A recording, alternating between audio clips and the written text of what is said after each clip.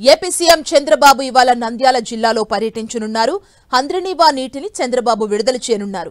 హంద్రినీవా నీటి విడుదలను ఎగువన కురుస్తున్న భారీ వర్షాలతో ప్రాజెక్టులు ఈ నేపథ్యంలో నిండుకుండగా మారటంతో పాటు జలకలను సంతరించుకొనుండటంతో హంద్రినీవా నీటిని విడుదల చేయాలని నీటిపారుదల శాఖ అధికారులు నిర్ణయించారు. నీటిని విడుదల చేసిన అనంతరం సీఎం చంద్రబాబు రైతులతో సమావేశం కానున్నారు. ఈ సమావేశంలో అన్నదాత సుఖీభవ పథకంపై ప్రకటన చేయనున్నారు.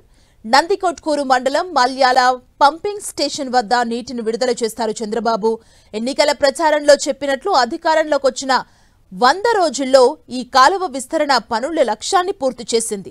696 కోట్ల రూపాయలతో చేపట్టిన విస్తరణ పనులు కాలువ ప్రవాహ సామర్థ్యం 3850 క్యూసెక్కులకు పెరిగింది. సీమకు తాగు సాగునీరు ఇవ్వాలన్న సంకల్పంతో టార్గెట్ పెట్టి ఫేజ్ 1, ఫేజ్ 2 కాలువ పనులను సీఎం చంద్రబాబు పరుగులు పెట్టించారు. కాలువ విస్తరణ పనుల్లో అదనంగా 1600 క్యూసెక్కుల నీటిని తరలించే అవకాశం వచ్చింది. తద్వారా కర్నూలు, అనంతపురం, చిత్తూరు జిల్లాలో ఆయకట్టుకు సాగునీరుతో పాటు 33 లక్షల మంది ప్రజలకు దాహార్తిని తీర్చేలా పనులు పూర్తి చేసింది.